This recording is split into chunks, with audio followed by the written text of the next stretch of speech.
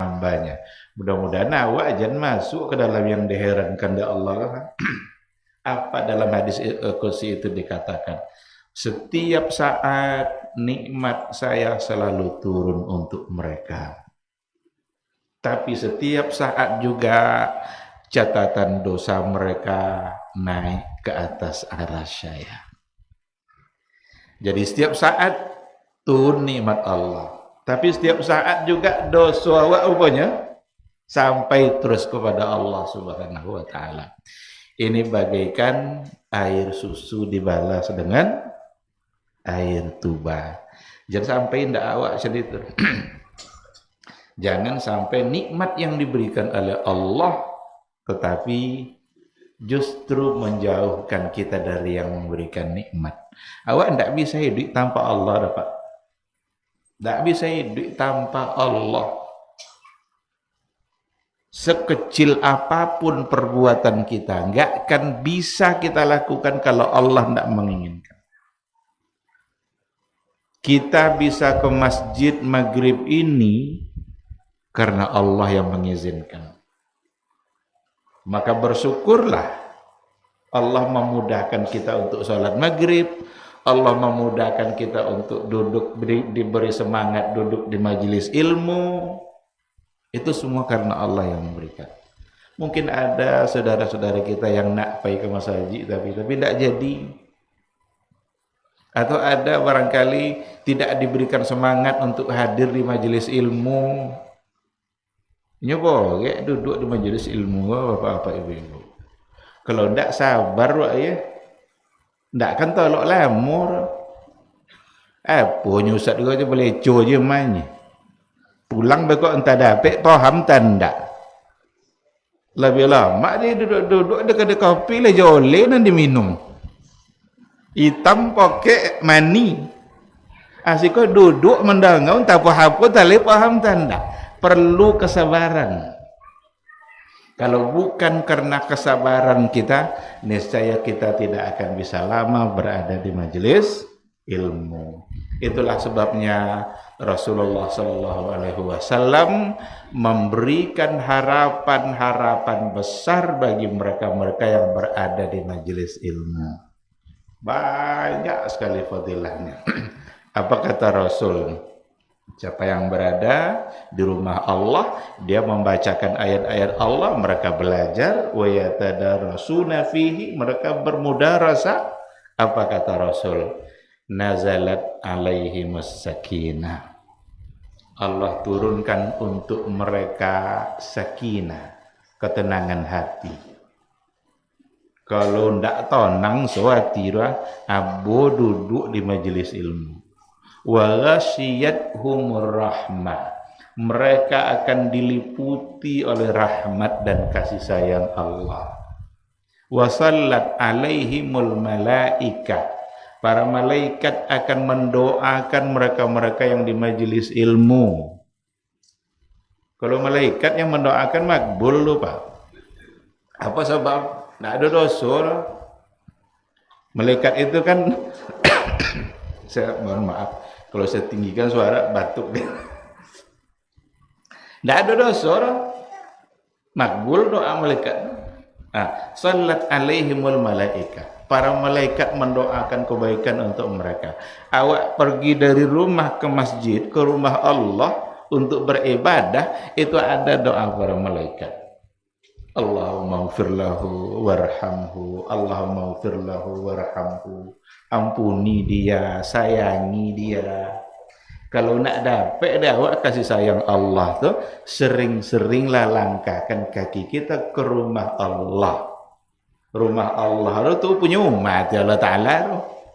Rumah yang di situ selalu disebut-sebut Allah, rumah yang bisa mendekatkan diri kita kepada Allah, rumah yang selalu dibacakan ayat-ayat Allah, maka masjid ini adalah khairu biqa'il ard. Tempat yang paling baik di muka bumi ini itu adalah masjid. Masuk gratis. Kalau dapat pahala. Dah ada tempat tu. Ada je masuk gratis tapi kalau bayu. Kan enggak? Masuk gratis tapi keluar membawa keberkahan dan keampunan dari Allah. Tidak ada tempat yang lebih mulia daripada masjid. Alhamdulillah, malam hari ini kita dimudahkan oleh Allah untuk berada di tempat yang paling mulia itu. Sallat alaihimul malaika. Dan yang keempat, wa dzakarahumullahu fi man indah. Allah sebut mereka, Allah bangga-banggakan mereka di hadapan makhluknya di atas langit sana. Mulia sekali orang-orang yang berada pada majelis ilmu. Oleh karena itu, selagi ada waktu untuk berada di majelis ilmu, maka Rasul menganjurkan itu. Rasul bilang pada sahabatnya, hei sahabat-sahabatku, kalau kalian lewat nanti Taman Sorogo, wantilah situ. Jadi kalau lewat kalian nanti di Taman Sorga, kok dapat wanti masuk dalamnya. Ada sahabat yang bertanya, ya Rasulullah, apa Taman Sorga yang kamu maksud itu? Apa kata Rasul? Yang Taman Sorga itu adalah halaqatul zikri. Halaqah zikir. Yang dimaksud dengan halaqah zikir itu adalah halaqah atau majelis-majelis ilmu yang di situ memang dibacakan dan disampaikan ayat-ayat Allah Subhanahu wa taala. Jadi ikhwati fillah, mari sama-sama kita menjadi hamba yang bersyukur agar kita menjadi dibangga-banggakan oleh Allah. Bisa Allah membangga-banggakan seperti itu. Nyawa kajian tauhid wak lah. Judul wak kokohkan tauhid. Bisa Allah membangga-banggakan seperti itu. Bisa. Bisa dan sangat bisa. Bahkan ada kebanggaan-kebanggaan khusus yang datang dari Allah Subhanahu wa taala, bahkan sampai Allah titip salam kepada sahabat. Ada namanya Ubay bin Ka'ab. Sahabat Nabi namanya Ubay bin Ka'ab. Ubay bin Ka'ab ini orang yang terkenal bacaan Qur'annya bagus dan memang dia suka membaca Al-Qur'an. Satu ketika Rasul bilang kepada Ubay, apa kata Rasul? Ya Ubay, Allahu yusallimu alaik. Wahai Ubay, Allah titip salam kepada kamu. Siapa titip salam tadi? Allah. Nangis Ubay mendengar kata-kata itu. Apa kata Ubay? Ya Rasulullah, adzakarani Allahu bismi ana fil mala'il a'la. Disabui langsung nama dia. Kata nyampe salam tadi. Iyo nya Rasul. Jibril menyabuinya. Jibril papasan ke Nabi. Dia titip salam sama kamu. Menangis Ubay, tangis bahagia karena yang titip salam adalah Allah. Kalau Allah yang titip salam apa ya? Apa arti salam? Selamat kan? Akhirnya Allah yang titip salam tuh. Tentu pasti selamat. Awaknya RW titip salam ke awak nak kena bangga. Atau camat umpama. Semakin tinggi jabatan orang yang titip salam ke awak, bangga enggak awak? Kalau sempat mau gubernur, siapa ketua masjid sih kok siapa nama? Siapa nama siapa? Hah? Azhar. Apunya gubernur umpama, tolong sampein salam nan ke Pak Azhar ya di Masjid Ramadan ya. Bangga enggak tuh? Jangan Pak Azhar leh. Awak sebagai jemaah bangga awak no? Yang titip salam uang berpongkek. Nak kena tinggi pongkek. Sekarang yang titip salam sama Ubay adalah Allah Subhanahu wa taala. Maka itu menandakan kebaikan yang diberikan oleh Allah kepada yang namanya Ubay. Oleh karena itu, ikhwati fillah, sekali lagi mari sama-sama kita menjadi hamba Allah yang syakirin, yang menjadi selalu bersyukur. Mudah-mudahan syukur kita membuat kita semakin sadar bahwa kita adalah orang yang membutuhkan Allah Subhanahu wa ta'ala. Sama-sama kita juga harus berselawat dan salam untuk Rasulullah sallallahu alaihi wasallam. Allahumma salli ala Muhammad wa ala ali Muhammad. Mudah-mudahan awak serius hendak mencintai Rasul. Hendaknya serius. Tidak pura-pura, tidak hanya di lidah. Harus serius. Orang yang mencintai Rasul adalah orang yang mencintai apa yang beliau suka dan membenci apa yang beliau benci. Itu cinta Rasul. Apa yang disuka dek Nabi awak suka. Apa yang dibenci dek Nabi awak harus ikut membenci. Tapi awak cinta aja awak kayaknya. Tapi nan banginya awak buat aja. Cinta apa nomor? Tak suka Nabi itu dibuat aja deh. Itu tidak cinta. Atau ada perbuatan yang paling disukai dari Nabi-nya tak pernah buat dah. Berarti kita tidak sedang menjadikan Rasul sebagai idola.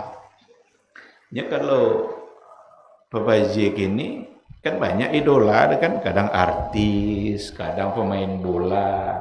Kalau seseorang itu sudah diidolakan, itu dicontoh, contoh apa pakaian, apa warna kesukaan, apa makanan kesukaan, contoh apa celana anda pakai.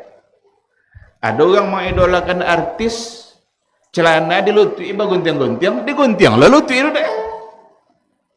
Pernah tak nampak ada orang bujang celana berlubang ke lutui? Itu ada nanti ikut dia tu. Tak cik tiba je udah pernah nampak ada ancak mana. Jadi arti ancak tu kini lah tak sama lah orang dulu. Nam buat dulu bisa jadi ancak kini. Dulu kalau lah cabik-cabik celana tak buat nak pakai lah. Kini bahasa ngajo cabik. Kalau memang kita menjadikan Rasul sebagai idola, apa kesukaan Nabi harus kita tahu.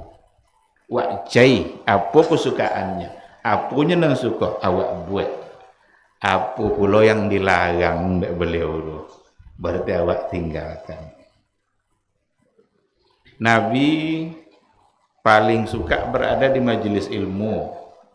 Nabi suka majelis ilmu. Berarti suka wanti tadi ya. Berarti kalau kita mencintai Nabi, berarti kita juga harus cinta berada pada majelis ilmu. Nabi melarang kita dan sangat membenci bohong. Bohong sangat dibenci oleh Nabi. Berarti awak harus menjauhi bohong. Ini bohong itu bahaya. Nabi Ibrahim tidak lupa bohongnya, tapi tapasonya dulu mengeluarkan kata-kata yang sepertinya di situ ada bohong. Ketika diminta syafaat kepada Nabi Ibrahim di akhirat, apanya Nabi Ibrahim janda yang lainnya dan tidak pantas memberi syafaat dari. Apa sebab? Karena dulu waktu di dunia pernah terlanjur berbohong 3 kali selama hidup. 3 kali selama hidup. Awak aiko lah 4 kali baru tahu. Nggak ada kan nyawa cinta Nabi tadi makan. Tentu nggak ada kan. Mudah-mudahan nggak ada. Jadi Nabi Ibrahim itu 3 kalinya selama hidup. Nggak loba tutur seolah-olah berbohong. Merasa tidak pantas untuk memberikan syafaat. Jangan kalian mintanya. Pai kekirnya. Pada akhirnya yang memberi syafaat itu adalah Nabi Muhammad sallallahu alaihi wasallam. Jadi sama-sama kita cintai dia. Sama-sama kita cintai. Mudah-mudahan nanti di akhirat kelak kita bisa mendapatkan syafaatnya.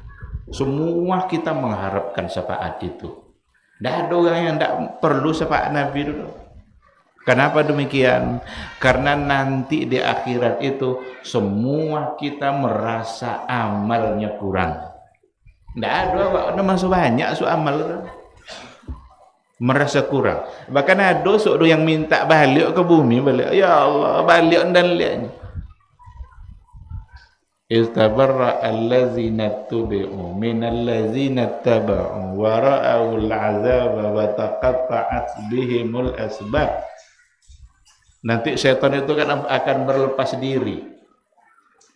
Dan tu awak ada setan dusuk dulu. Ada yang minta balik ke muka bumi, tapi tidak ada kesempatan lagi untuk beribadah. Semua kita merasa amalnya kurang, maka yang sangat kita perlukan saat itu adalah syafaat, pertolongan dari Rasulullah, dan itu akan bisa didapatkan atas izin Allah Subhanahu wa ta'ala. Kalau memang isu awak kan masuk kurang amal, mulai dari kini jangan pernah merasa amal banyak. Jangan bangga-bangga lah adalah 2 kali naik haji. Berapa kalinya kalian solat di Masjidil Haram ni? Satu solat 100.000. Kalian sekian 40 ini ya. Tak kena bangga. Jangan bangga. Apa sebab? Karena kita tidak tahu dari semua yang sudah kita amalkan itu berapa yang diterima oleh Allah Subhanahu wa ta'ala. Adakah setengah? Adakah 1/3? Adakah 2/3? Atau jan-jan tak ada di temu Allah Ta'ala? Apa betul Ustaz? Masa tak temu Allah Ta'ala? Entah ikhlas entah tidak. Jangan-jangan terpaksa. Jangan-jangan asal-asal. Jangan-jangan tak ada yang pernah sempurna. Coba kita tanya diri kita masing-masing. Berapa kali kita sholat yang benar-benar khusyuk? Berapa kali? Kadang bau takbir Allahu Akbar. Tekanan utang. Tekanan BBM lah naik. Ini gara BBM ku kada berpengaruh ke ibadah awak bagi. Macam-macam yang tekanan. Ndak lawa buah sawit bulan ke kasanda atau kurang buah. Bisa tekanan dalam sembahyang gitu. Lek kena do pupuk agak kadang ni. Nya tengah sembahyang. Jadi jangan pernah membanggakan banyaknya amal kita. Tapi kita harus berharap selalu kepada Allah agar ibadah kita diterima. Harus berharap. Jangan kalau tidak berharap, sudah salat Allahu Akbar, Assalamualaikum, Assalamualaikum. Atas Allah Ta'ala lah nak temo-temo, ndak. Tu ndak bisa. Harus ada harapan. Harus ada harapan kita. Kita beribadah, kita berharap ibadah kita diterima oleh Allah Subhanahu wa ta'ala. Maka kalau memang berharap sempurna, berharap diterima, maka kita harus mengerjakannya sesuai dengan apa yang diatur oleh Rasulullah sallallahu alaihi wasallam. Baik, ikhwati fillah, ma'asyiral hadirin wal hadirat rahimani Allahu wa iyyakum. Tema yang diamanahkan kepada saya untuk dibahas itu adalah kokohkan tauhid di akhir zaman. Kokohkan tauhid di akhir zaman. Tauhid itu sesuatu yang paling berharga yang kita miliki. Enggak ada yang bisa melebihi harga tauhid. Dan tauhid itu yang akan membuat kita mulia dan berharga pula di sisi Allah Subhanahu wa ta'ala. Sebanyak apapun harta seseorang, sekaya apapun seseorang, setinggi apapun jabatan seseorang, tapi dia tidak punya iman, dia tidak punya tauhid, tidak benar tauhidnya, enggak ada nilainya di sisi Allah. Sekaya apapun dia. Sebaliknya, Mungkin ada orang yang hidupnya sangat sederhana. Harta yang dimiliki juga pas-pasan. Kadang cukup, kadang tidak. Tetapi dia memiliki iman, dia punya tauhid, benar tauhidnya, maka sungguh dia adalah orang yang beruntung. Karena ukuran kebahagiaan kita di akhirat dan di sisi Allah itu bukanlah oleh harta dan bukan oleh jabatan, bukan oleh dunia, tetapi ditentukan oleh iman, tauhid yang ada di dada kita. Kalaulah seandainya kebahagiaan itu ada pada harta, maka yang paling bahagia itu adalah Qarun. Qarun itu kayu. Sa kayu-kayu. Di lobian haroto adalah Ta'ala, tapi angkuh. Apa bukti Qarun itu kayu? Kalau awak nggali tanah, apa mau sampiang tu ya? Dapat ome. Apanya awak? Harta Qarun. Yang tak Qarun punya tanda. Tapi awak sabui harta? Itu tanda kayu Qarun. Dia bersama harta-hartanya itu dibelah bumi ini oleh Allah, masuk ke dalam tanah itu harta-hartanya. Itu tidak disabui. Kalau dapat harta dalam tanah disabui harta Qarun. Ya mungkin tak inyo punya bagaimana? Mungkin atu nya dulu mungkin pernah ditimbun situ dah kan. Tapi kok sabui je harta Qarun. Kalaulah kebahagiaan itu ditentukan oleh jabatan, maka Fir'aunlah orang yang paling bahagia. Tidak ada jabatan yang lebih tinggi pada Fir'aun. Kekuasaannya, semua wilayah Mesir itu menjadi wilayah kekuasaan dia. Tapi pada akhirnya dia mengaku, Ana Rabbukumul A'la. Dia yang Tuhan kalian yang maha tinggi. Maka semua dunia itu tidak ada artinya di sisi Allah. Yang akan membuat kita benar-benar berarti, benar-benar bahagia, benar-benar selamat adalah iman, adalah tauhid. Oleh karena itu perlu kita mengetahui dan perlu kita kokohkan tauhid kita agar kita mengakhiri kehidupan kita ini dengan benar-benar sesuai dengan akidah tauhid yang diajarkan oleh Rasulullah, dan agar kita tidak terbawa arus oleh fitnah-fitnah akhir zaman. Nyawa itu di akhir zaman. Memang umat Nabi Muhammad ini pun umat terakhir, generasi akhir zaman. Memang kata akhir zaman itu kalau untuk umat Nabi Muhammad ya dekat-dekat kiamat kan. Tapi kalau untuk umat secara keseluruhan itu berarti umat Nabi Muhammad. Karena umat Nabi Muhammad hidup di akhir zaman. Apanya Rasul? Ana wal qiyamah kahataini sababati. Saya dan hari kiamat tuh kayak contoh dua jari kok hanya Nabi. Kok Nabi kok kiamat. Berarti dokek kan? Itu menandakan bahwa kita adalah umat yang akhir zaman. Tapi ingat, ada harapan yang diberikan untuk umat Nabi Muhammad meskipun mereka umat terakhir, umat akhir zaman, tapi mereka adalah umat yang pertama untuk masuk surga. Apa hadisnya? Kata Rasul, nahnu al-akhirun al-awwalun. Nahnu, kita ini adalah al-akhiruna. Al-akhiruna berarti akhir. Berarti generasi akhir. Akhir zaman memang tidak ada umat sudah tua sekali. Awak adalah umat terakhir. Tapi kata Rasul al-awwalun. Meskipun kita terakhir, tapi diberikan kemuliaan menjadi al-awwalun. Al-awwalun itu apa? Yang pertama. Yang pertama masuk surga. Belum akan masuk surga umat manapun sebelum umat Nabi Muhammad memasuki surga itu. Ini kemuliaannya. Tapi Itu harapan, nggak boleh tinggal harapan.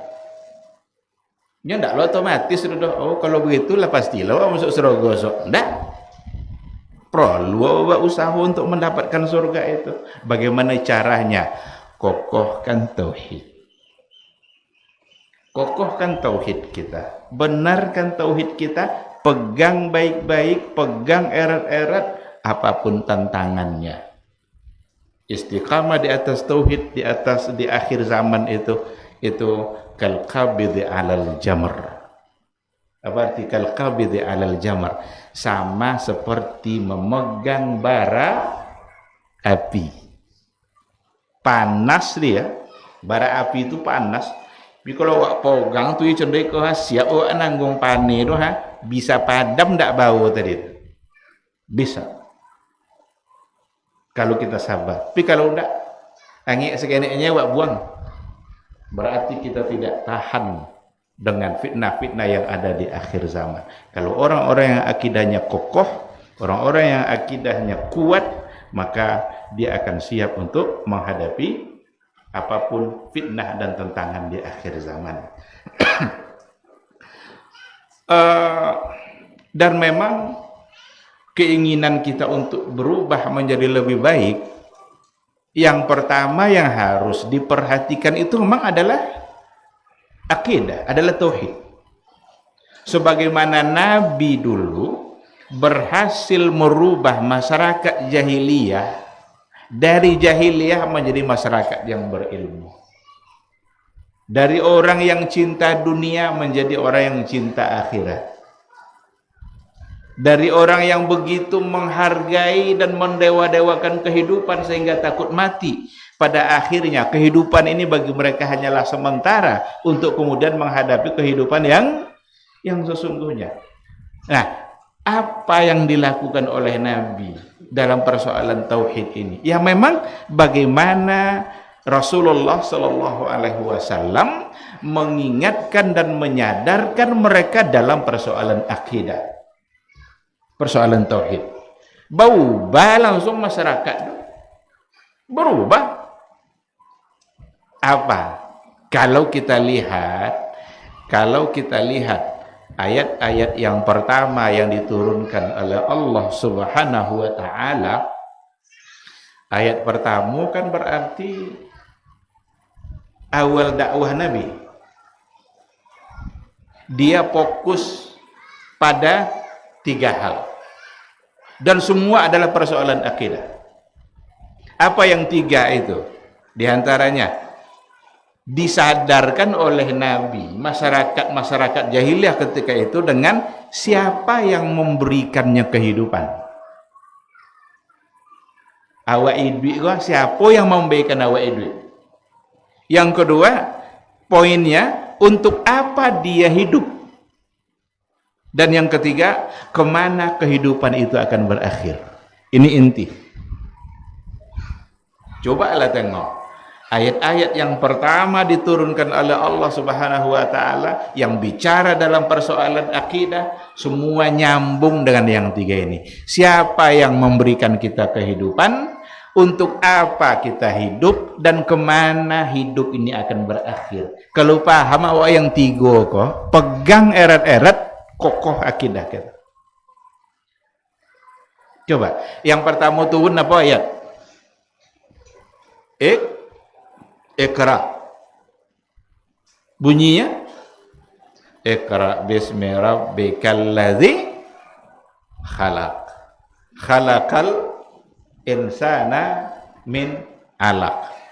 Bacalah dengan menyebut nama Rabbmu yang khalaqa, yang menciptakan. Berarti awak siapa yang mencipta? Allah. Khalaqal insana min alaq, yang menciptakan manusia dari al-alaq. Dari mana masalah Pak? Jadi jangan nak sombong-sombong benar lah. Kanang asal awak. Dan tak kan bisa awak hidup itu kalau tak dibaik kehidupan dari Allah Ta'ala. Yang menciptakan kita, yang memberikan kita kehidupan, itu adalah Allah. Orang-orang yang durhaka kepada Allah adalah orang-orang yang lupa dengan yang memberikan kehidupan itu. Tak terkanang dek yang memberi kehidupan. Sangkoi nyoi duit sarang je dek. Maka durhakanya kepada Allah Ta'ala. Padahal ketika Allah yang memberikan kita kehidupan, Dia juga lah yang berkehendak mutlak dalam kehidupan kita. Allah bisa melakukan apa saja untuk diri kita sesuai dengan yang dia inginkan. Allah, karena Dia yang memberikan kehidupan, Dia juga yang mengakhiri kehidupan kita itu. Allah bisa mematikan kita saat kapanpun Allah menginginkan. Allah bisa mematikan kita saat kita berbuat dosa. Maka ada orang yang mati saat dia mabuk-mabukan. Ada orang mati saat dia di hotel bersenang-senang sama perempuan. Ada orang mati saat main judi. Betapa ruginya. Tapi Allah juga bisa mematikan kita saat kita beribadah. Ada orang yang wafat saat dia sujud. Ada orang yang wafat saat dia habis baca Quran. Ada orang yang wafat saat mendengarkan majelis ta'lim. Ada orang yang wafat saat dia berceramah. Tapi jangan terjadilah nak malam Quran. Ada, dan itu kita dengar. Iya kan? Begitulah Allah berkehendak dalam kehidupan kita. Mutlak. Dan kita tidak bisa menolak apapun yang dikehendaki oleh Allah dalam kehidupan kita. Tidak bisa kita menolaknya. Apa yang diinginkan di Allah Ta'ala, itu yang akan terjadi. Karena Dia yang memberikan kehidupan, Dia pula yang mengakhiri kehidupan itu. Sehingga kita harus ikut aturan Allah dalam hidup kita.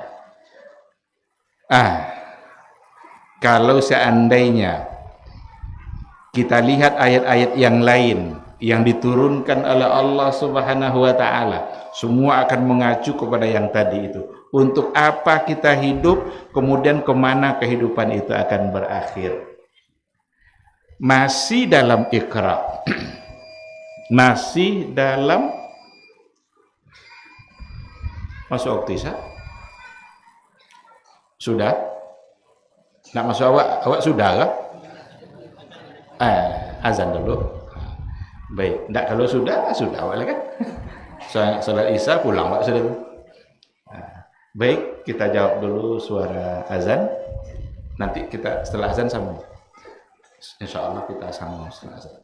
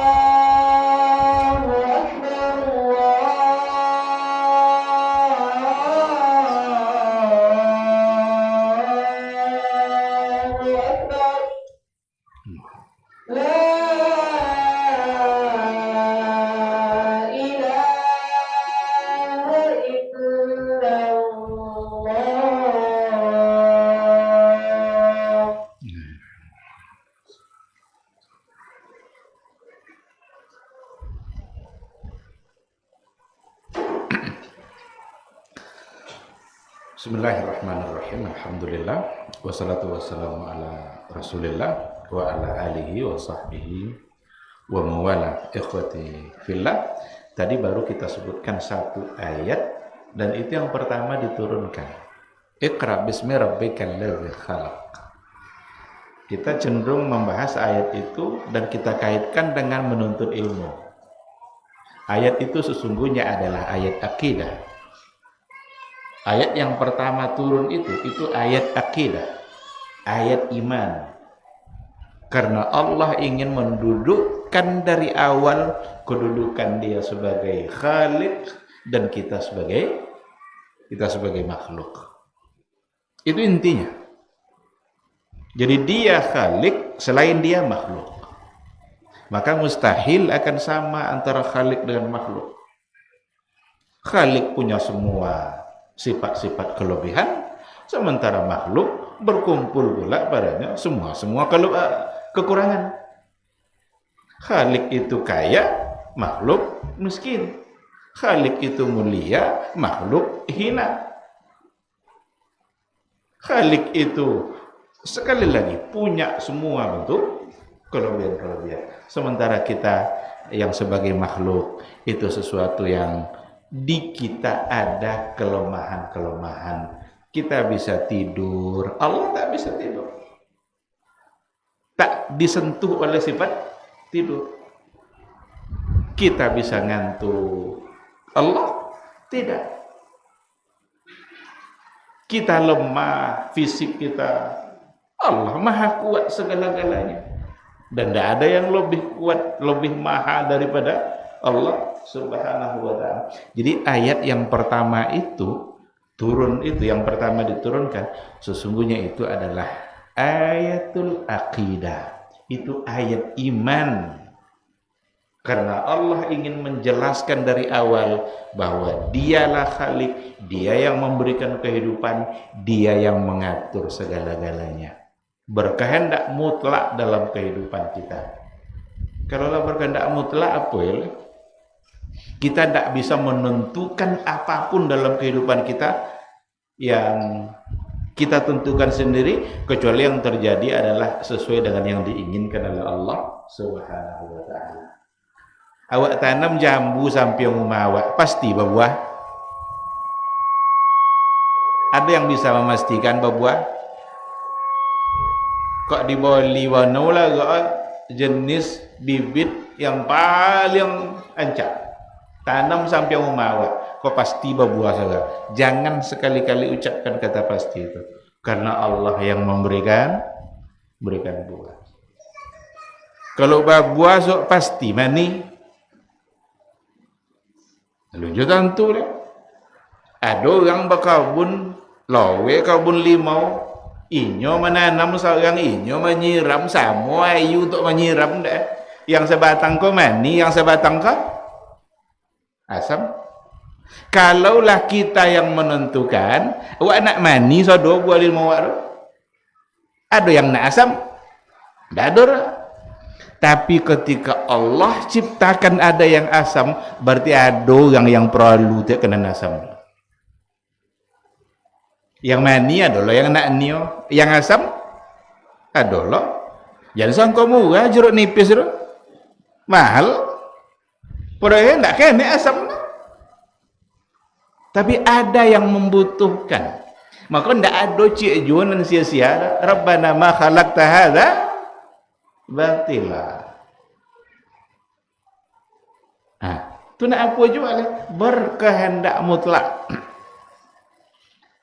Siapa yang bisa memastikan? Bekok malam punya tidur jam berapa? Ada tak? Dan bekok malam jam sekian mulai tertidur. Ada tak yang bisa memastikan? Nah. Berencana lainnya. Ada orang belok kiri, belok kanan, tak jual lolok-lolok. Ada orang pakai ubek, pakai bau bisa lolok. Ada orang ya, lu nak lolok lah. Tak lolok. Lu nak loloknya lah. Tengah cita-cita ya bojo ini deh apa aja kau ni. Tak lolok.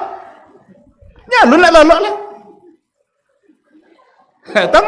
Tengah bercerita. Itu orang-orang yang jatuh tengah menyetir dek lolok, itu inyo nak lolok dah tu ndak? Pasti ndak. Tapi kenapa bisa terjadi? Berarti Allah yang menghendaki. Makanya masalah lolok, masalah ngantuk okay, ya? Ada di dalam ayat yang paling agung dalam Quran. Apa ayat yang paling mulia dalam Quran? Ayatul Kursi. Rasul bertanya ke Abu Zar, apa kata Rasul ya Abu Zar? Ma'azamu ayatin fil Quran. Hai Abu Zar, apa ayat yang paling mulia dalam Quran? Apa kata Abu Zar? Allahu wa rasuluhu a'lam. Allah dan Rasulnya lah yang lebih tahu. Dijawab oleh Nabi ketika itu, a'azamu ayatin fil Quran ayatul kursi. Jadi kalau ayat itu ayat kursi, kalau surat itu Al-Fatihah. Jadi kalau surat yang paling agung, paling mulia itu Al-Fatihah. As-Sab'ul Mathani. Kalau surat, kalau ayat ayatul kursi. Dalam ayat yang paling mulia tadi itu soal ngantuk dalam. Coba apa bunyi? Allahu la ilaha illa huwal hayyul qayyum. Apa sudah tulis? Apa arti dah? La ta'khudhuhu sinatun wala naum. Tidak disentuh oleh ngantuk dan tidur. Coba ya, ayat yang paling mulia dalam Al-Quran bicara ngantuk, coba. Apa nak ke ayat lain situ anda Allah Ta'ala bosnya ndak pernah ngantuk. Ini jadi persoalan ngantuk saja di situ ada akidah, ada iman. Ndak ada dia. Selesai? Alhamdulillah. Baik. Persoalan ngantuk saja itu diceritakan pada ayat yang paling mulia. Maka dalam masalah ngantuk itu ada akidah, ada iman. Tidak ada yang bisa menahan ngantuk. Tidak ada. Contoh tadi lah kan nyalo nak lolok lah, kasan telah terlolok. Tengah menyetir ngantuk. Bahkan ada yang ngantuk ke tengah majelis ilmu. Ada sih kau kan tak? Tengah berceramah ustaz dah api-api ceramahnya lah apa-apa lo di samping tu kan. Tak bisa nahan dia dah. Tak lah dapat bangir. Jika kalau tiba-tiba ngantuk soalnya bongi orang kawat. Baca ayat tadi. La ta'khuzuhu sinatun wala naum. Ini menandakan kehendak Allah dan hanya Allah yang tidak disentuh oleh sinatun wa naum. Enggak ada ngantuk, enggak ada tidur Allah Subhanahu wa ta'ala. Tapi kita sebagai makhluk diberikan kelemahan itu oleh Allah. Ada tidurnya, ada lupanya, ada ngantuknya. Bahkan Nabi pun ada. Nabi diberikan lupa itu. Itulah hikmahnya Nabi pernah lupa. Nabi kan pernah lupa kan 2 rakaat solat salamnya. Padahal solat asar 2 rakaat salam. Kalau banding-banding umpama kan masa Nabi lupa. Kan itunya Pak. Tapi Allah ingin membuktikan bahwa Nabi seorang manusia. Bahwa dia manusia biasa, berarti dia bisa lupa, bisa tertidur, bisa ngantuk karena dia manusia biasa. Pun aja Nabi tertidur sehingga sholat subuhnya setelah terbit matahari. Dan itu dalam perjalanan. Rasul bersama para sahabat dalam perjalanan, poneknya mau istirahat walanya, istirahat. Apa kata Bilal waktu itu? Ya Rasulullah, kalian loloklah sesamanya dan jagonya, dan jagoan kalian soalnya. Jangan kali yola Bilal kata itu. Loloklah Nabi, ayolah Nabi lolok. Yang membangunkan Nabi ketika itu adalah cahaya di pagi hari. Berarti Nabi waktu subuh kan? Terjago Nabi yang pertama ditengok adik Nabi Bilal. Patang Bilal berjanji ni kan menjaga nawaknya kan? Tengok kawasan Bilal lolok juga. Ini sama pun nya Bilal manusia lebih manusia lah malah Bilal lah kan sama pun apa kata Rasul aina ma qulta ya Bilal mana janji yang Bilalnya potong uang yang kan menjaga kaminya apanya Bilal dan terlelok jani Rasul. Akhirnya disuruh mereka berwudu dan mereka sholat subuh ketika matahari sudah. Nah, di situ diambil hukum oleh para ulama. Kalau kita tertidur, tak terbangun di waktu subuh, terbangun kita setelah habis waktu subuh, maka sholatlah pada saat kita terbangun. Man nama an salatin aw nasiyaha falyu'addiha hina dzakaraha. Barang siapa yang terlupa atau tertidur, tinggi daknya salat gara-gara lupa aja tidur tadi, falyu'addiha hina dzakaraha, hendaklah dia mengerjakannya pada saat dia bangun. Caklah biyo katu nyokatu itu jago. Tapi dek iyo talolok dong. Anda ada dek menyambung lolok. Dango azan bekoklah nya tak jago bekok orang la tabik mutahi kan. Itu masuk nanti kepada hadis Nabi. Apa kata Rasul? Orang-orang seperti itu dikencingi telinganya oleh syaitan. Jadi toilet telinga dek syaitan. Kalau seandainya lah tentu dek waktu subuh masuk alun juenya duduk lentuk salat, akhirnya bekok tak lambat, berarti telinganya dikencingi oleh syaitan. Kekodoklah berhasil telinga tu. Kok lah banyak isi dek syaitan tu kan? Lah? Baik. Masih dalam surat Iqra itu juga. Masih ada kelanjutannya. Kalla innal insana la yatgha ar-ra'ahu istaghna inna ila rabbika ruj'ah. Apa arti inna ila rabbika ruj'ah? Sesungguhnya kepada Rabb mulah kalian kembali. Ini ayat ini turun di awal-awal syariat, di awal-awal dakwah Nabi yang menceritakan bahwa pada akhirnya kehidupan kita tidak berakhir di sini saja, tapi inna ila rabbika ruj'a. Ruj'a itu dari kata raja'a yarji'u. Apa arti? Irji', pulang. Berarti kepada Rabb mulah kalian nanti akan kembali. Dulu banyak orang-orang jahiliyah menganggap wa ma yuhlikuna illa dahar. Kita ini akan habis, akan selesai, itu hanya menunggu habisnya masa saja. Mati awak selesai urusan semua. Itu orang-orang ateis yang menganggap bahwa kematian itu akhir dari segala-galanya.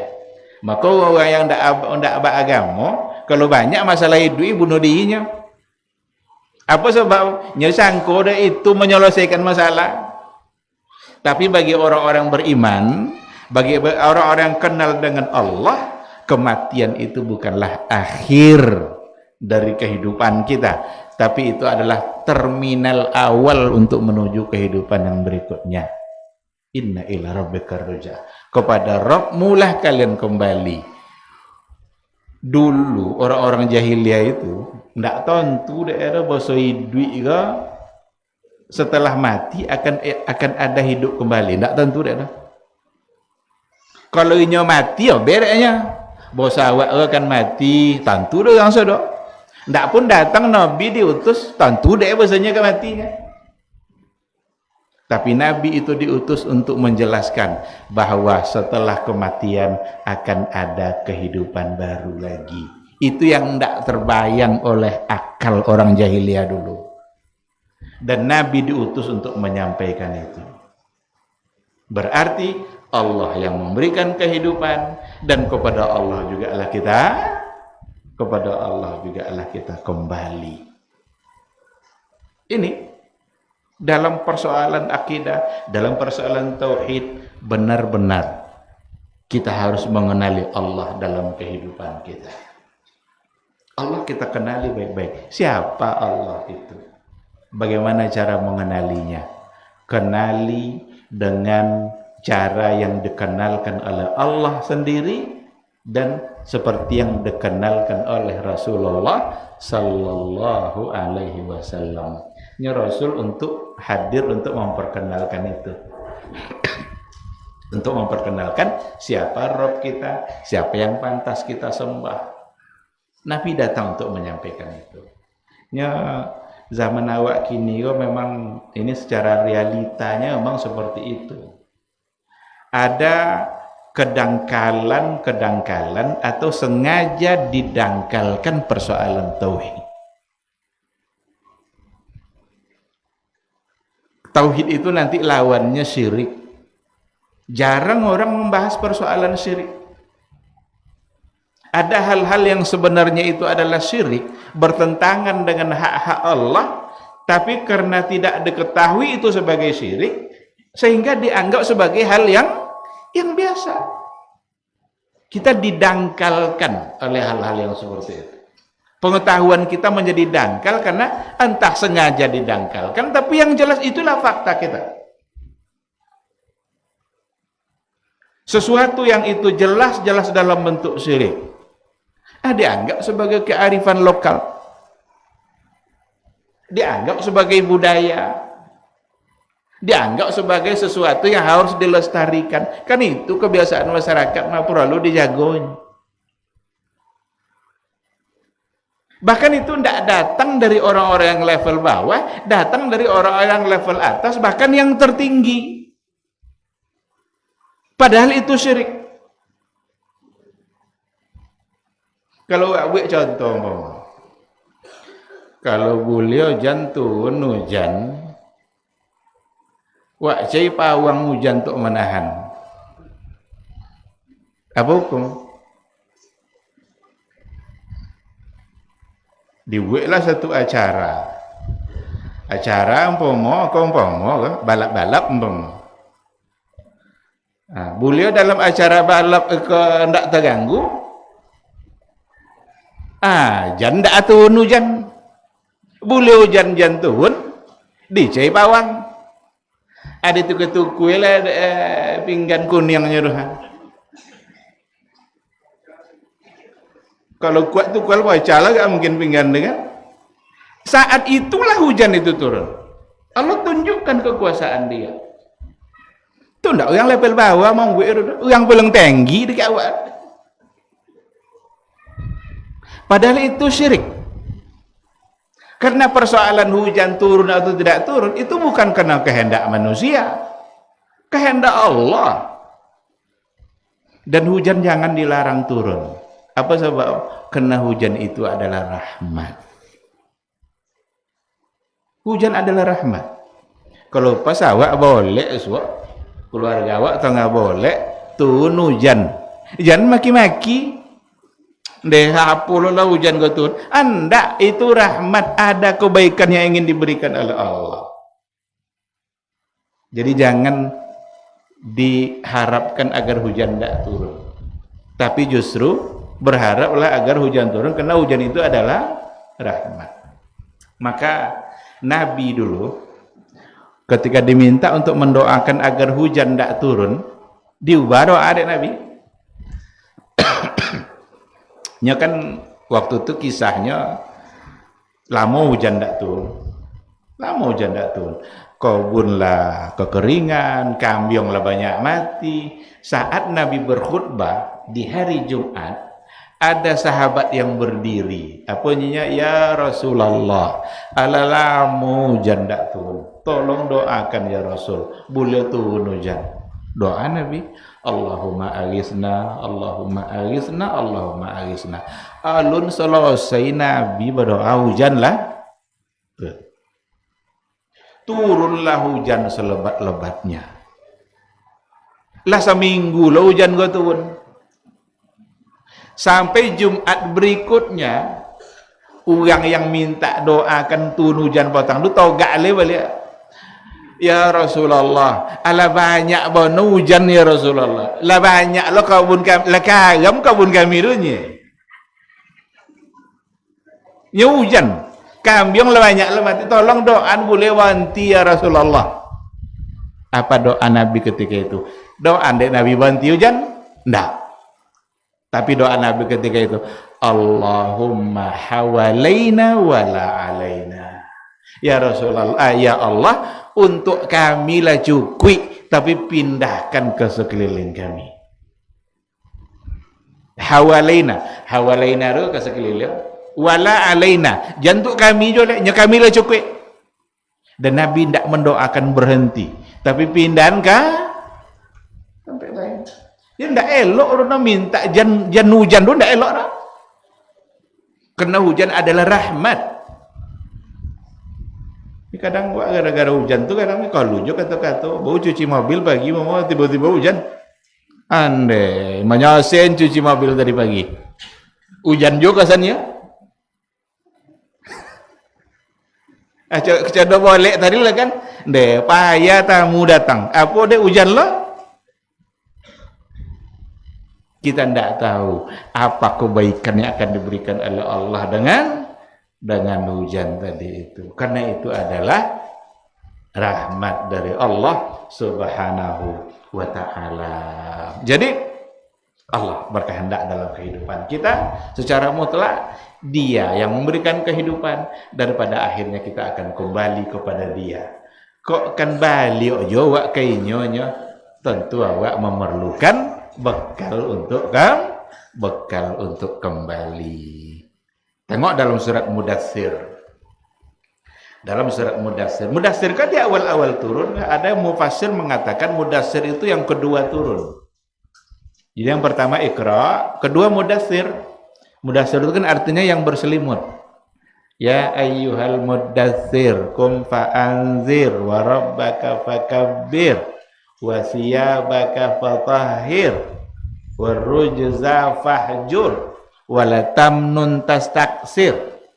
Sampai nanti pada ayat, ada ayatnya bunyinya kullu nafsin bima kasabat rahina illa ashabul yamin. Kullu nafsin, semua diri berarti awak ha? Kullu nafsin bima kasabat rahina. Mempertanggungjawabkan semua yang telah dia kasabat, yang telah dia lakukan. Berarti tidak ada cik jual yang kendak bertanggungjawab, kan?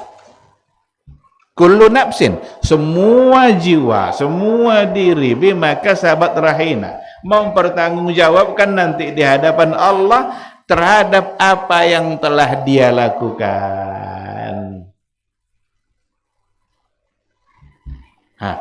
Berarti semua kegiatan yang kita lakukan selama di dunia ada nanti di akhirat akan ditengokkan oleh Allah.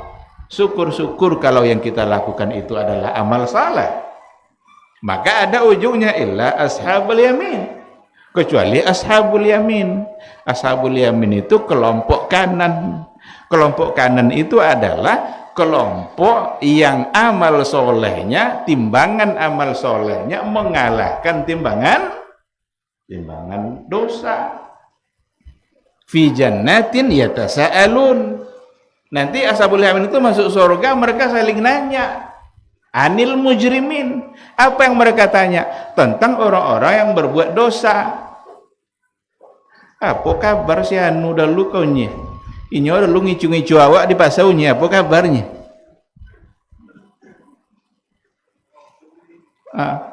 Apa kabar si anu udah lu nyi bosi 10 minta bayi bosi 8 deknya. Ya tasaalun. Mereka akan bertanya-tanya. Mau awak kena tanya-tanya dek kawan so awak lah dalam neraka, ini dalam surga sesama. Aduh dah lu nya dia ambil tanah dan dia sejangkalnya. Sejangkalnya walaupun sejangkal kan.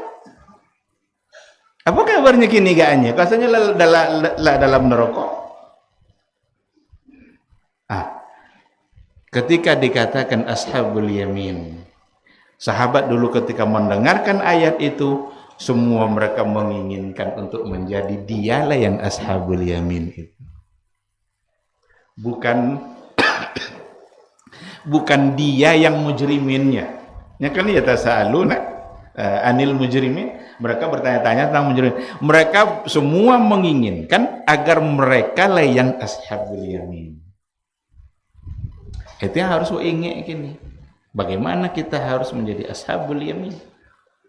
Dan awalnya tetap adalah pada akidah, pada iman.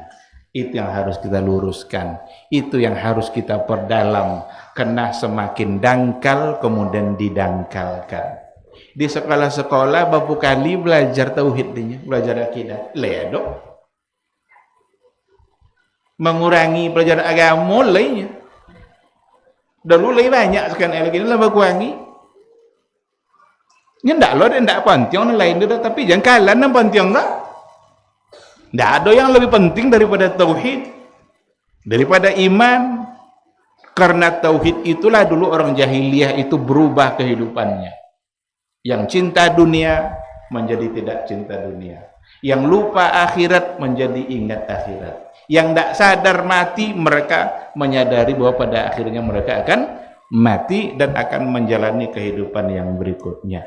Itu tidak ayat-ayat itu yang tawi diturunkan di awal-awal, membina iman, membina akidah. Sehingga kalaulah seandainya persoalan akidah ini menjadi perhatian kita dan untuk anak-anak kita, generasi kita, masyarakat kita, maka insya Allah kita akan menjadi aman. Jadi kalau kita lihat pada realitanya tadi kita katakan ada semacam pendangkalan makna tauhid dan makna syirik. Banyak hal-hal yang sebenarnya syirik tapi dianggap itu tidak lagi syirik, dianggap biasa-biasa saja, padahal menurut Allah dan Rasulnya itu adalah sebuah perbuatan yang salah. Ini jarang yang mengingat. Awak kalau seandainya nak laris dagangan awak, jangan jimat pelaris. Karena yang melariskan itu Allah.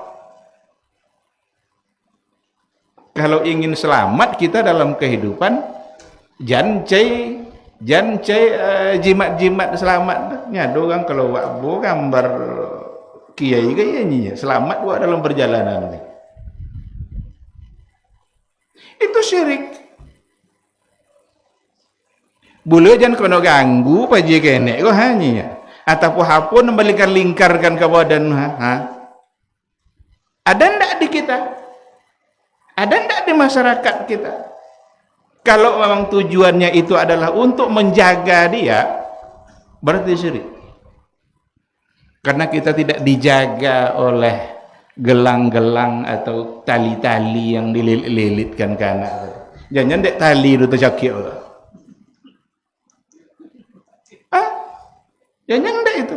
Tapi selamatnya adalah karena Allah. Maka mintalah keselamatan itu kepada Allah. Beliau jangan masuk gangguan-gangguan makhluk halus ke rumah, digantung-gantung kok di rumah di pintu depan tu entah apa-apa digantung. Apa tujuan? Beliau jangan kena ganggu. Wak gantung pun mau pintu depan, nya masuk pintu belakang. Tu apa aja?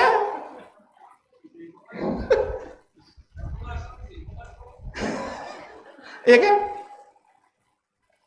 Jadi itulah masalah yang terjadi di masyarakat. Atau kau wak gue memonta dui pandan tak apa kan boleh jangan masuk ke dia. Itu jin-jin buto jangan kan kono kalau ndak buto ndak kan kono kan. Jadi cari jalan lain yang ndak ada pandan tadi. Jadi ndak selesai itu hanya kepada Allah. Hanya kepada Allah. Allah tempat kita meminta. Jangan cari tempat meminta selain Allah. Kalau kita sudah mulai meminta kepada selain Allah, itu bagian dari kesyirikan. Wa annal masajida lillah fala tad'u ma'allahi ahada.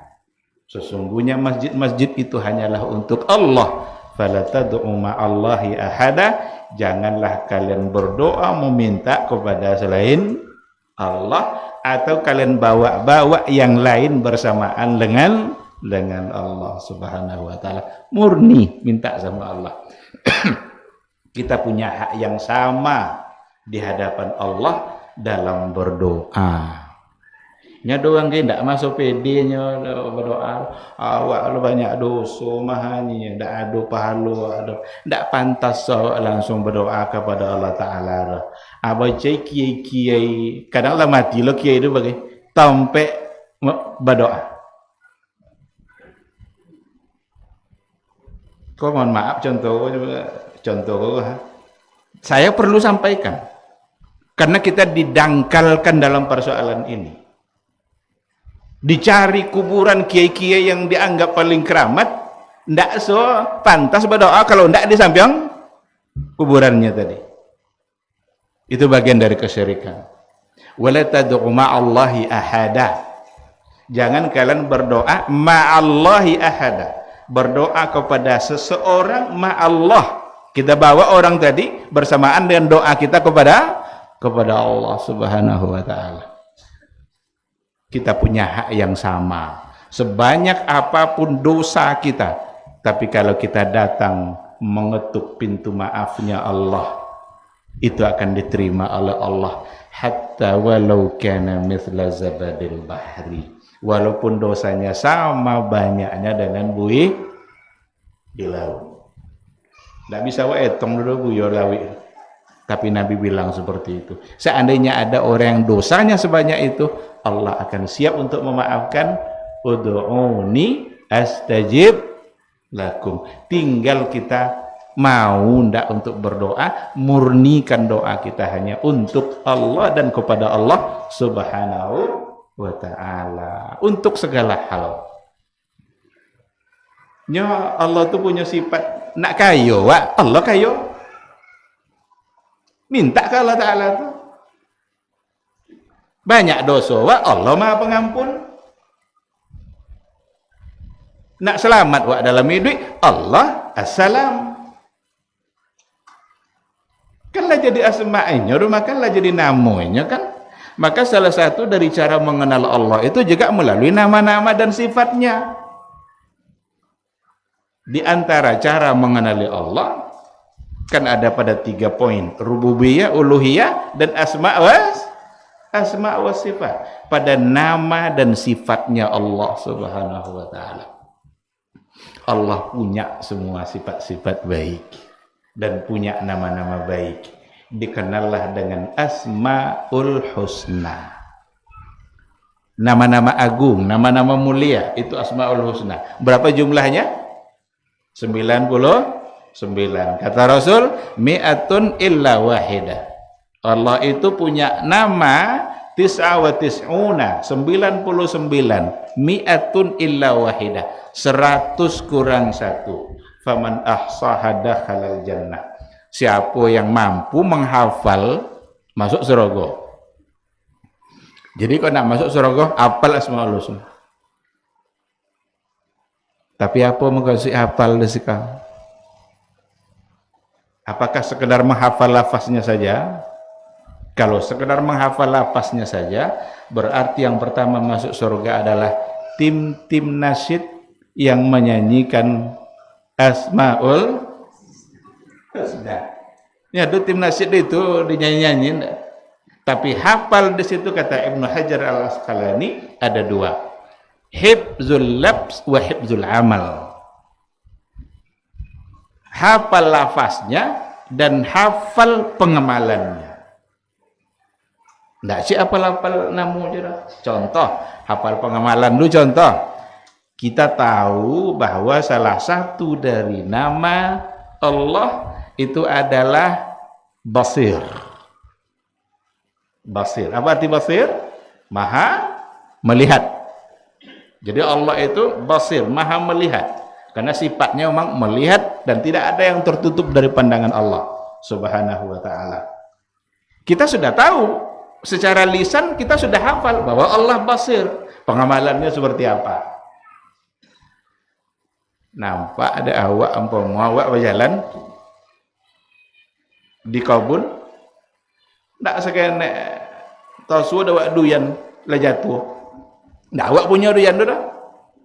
Awak lewat, jangan kau kebun orang dah. Oh, ndek godang duyan lama macam dah ni. Lah nak diambil dah, tidak jadi dah. Astagfirullahalazim. Allah basir. Allah melihat. Tidak jadi diambil dah. Karena itu bukan milik dan bukan hak dia. Itu pengamalan nomor. Berarti hifzul labs wa hifzul amal. Tidak jadi diambil karena itu bukan untuk dia, bukan hak dia. Tapi kalau tidak ada pengamalannya, apal dia yang pemau Allah itu basirnya. Tapi ya basir lah ini pokoknya doyan kan lu yang pemau kan. Kalau itu pemau itu tidak ada. Berarti tidak kena oleh hifzul amal, maka tidak masuk pada hadis tadi. Faman ahsaha dakhalal jannah. Yang menghafalnya masuk surga. Hafallah secara 2 sisi, hifzul labs wa hifzul amal. Tahulah dia Allah itu Sami', maha mendengar. Tidak ada yang tertutup dari pendengaran Allah. Tidak ada yang terhalang satupun. Allah dengar walaupun kita bisik-bisik. Seperti kisah Khawlah yang datang mengadukan suaminya kepada Rasulullah. Tapi Allah ternyata sudah mendengarkan perbincangan suami istri itu dari di atas arasnya sana. Ketika dia tahu Allah maha mendengar. Toh saja kawan, mulai bercita-cita. Cita kadang tak lupa ambil lagi tak apa sampai ke mana-mana cita pakai. Tapi ketika dia amalkan sami' tadi itu, Allah maha mendengar, dia tidak akan mengucapkan kata apapun yang tidak diridai oleh Allah karena dia sadar, dia tahu bahwa Allah maha mendengar. Itu namanya hifzul amal, menjaga pengamalannya. Kalau itu yang buat kalau itu yang buat insya Allah masuk surga. Jadi namanya saja sudah 99 dan dalam setiap nama Allah di situ ada ada sifatnya. Nyada itu tanya dinamakan itu karena sifat itu. Maka setiap nama adalah sifat, tapi tidak setiap sifat lalu menjadi nama. Jadi kalau di Asmaul Husna jolah 99 sifatnya, berarti banyak tuh sifat Allah Ta'ala. Tak terbate dah kan? Hanya awak manusia kadang mau bate-bate. Lo biasa kene baik dak sifat Allah Ta'ala ni. Padahal sifat Allah Ta'ala tak boleh kita batasi. Bahkan ada di antara sifat Allah yang hanya Allah yang tahu. Karena Allah maha dalam segala-galanya.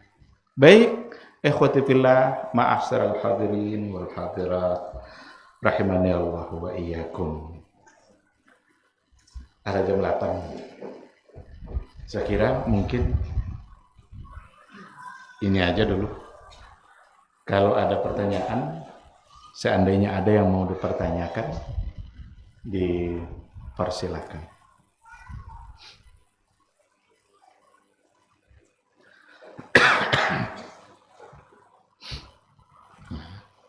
Kalau tidak ada, alhamdulillah.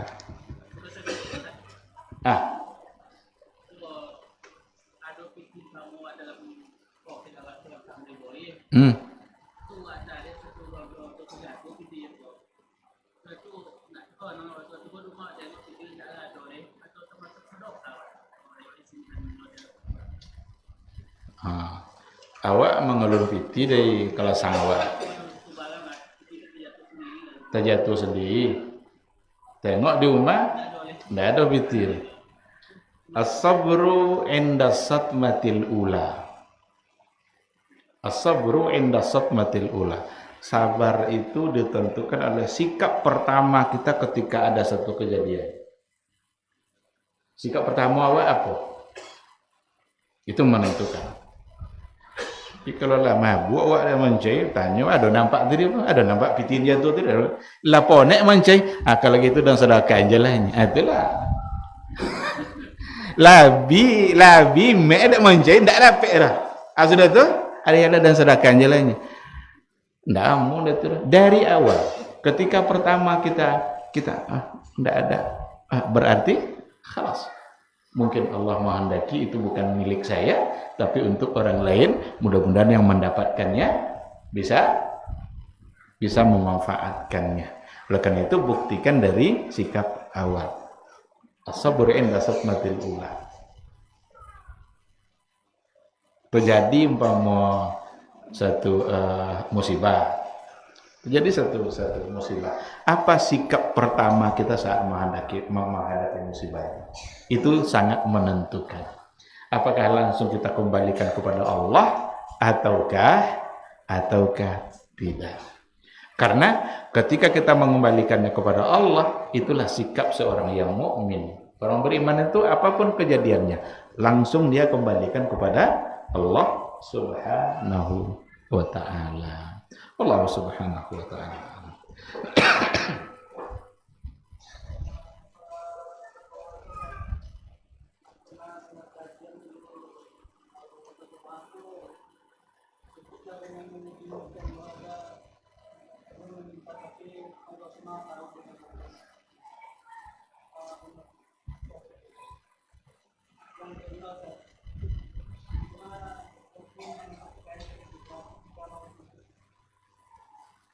Hukum? Ya. Baik. Yang pertama terkait dengan doa. Kalau kita lihat doa-doa yang diajarkan oleh Rasulullah Sallallahu Alaihi Wasallam, ada di antaranya doa-doa yang memang kita menyebutkan apa yang kita inginkan. Maka doa itu terbagi dua. Ada doaul ibadah, ada doaul mas'alah. Doaul ibadah, doa, bacaan-bacaan, zikir sebagai ibadah. Umpama awak masuk masjid, ada doa yang diajarkan oleh Rasulullah. Saat kita bercermin, ada pula doa diajarkan oleh Rasulullah. Itu doaul ibadah. Itu yang diajarkan oleh Nabi dan itu yang harus kita ucapkan. Doa ibadah kau biasa tidak perlu pakai tangan betul. Itu sebagai ibadah awak. Nabi yang menyuruh dan Nabi yang mengajarkan doanya. Awak baca amin bahwa Allahumma kama hassanta khuluqi fahassin khalqi. Wah, angkat tangan, Pak. Amin ya Allah. Enggak kan? Tapi kalau doaul masalah, berdoa memohon kepada Allah menyampaikan masalah yang kita hadapi. Makanya Nabi mengangkat tangannya saat mendoakan minta hujan. Karena itu doaul masalah. Ada masalah yang dihadapi dan Nabi mengajarkan kita melakukan itu, berarti boleh kita untuk menyebutkan apa masalah yang sedang kita hadapi. Bahkan kalau kita bawa nanti kepada istikharah, ada namanya salat istikharah, minta dua pilihan, nak menikah balik atau nak haji kan. Ada orang pemanya lah nikah, piti lah banyak, ragunya, payah haji ke atau nikah cik lainnya kan?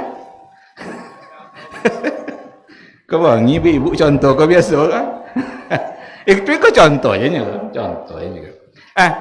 Minta sama Allah. Berarti kita sampaikan apa yang kita inginkan. Nah, adapun kita memuji-muji Allah Subhanahu wa taala dan kita serahkan kepada Allah, ya. Mudah-mudahan Allah mengabulkan atau memberikan apa yang Dia butuhkan. Karena ada memang di antara ulama dulu waktu haji, ada memang terjadi seperti itu. Ada seorang imam naik haji bersama murid-muridnya. Imam cakap sahabu dia doalah kalian banyak-banyaknya. Kinilah saat berdoa. Apa yang nak kalian minta. Sibuklah murid-muridnya tadi berdoa.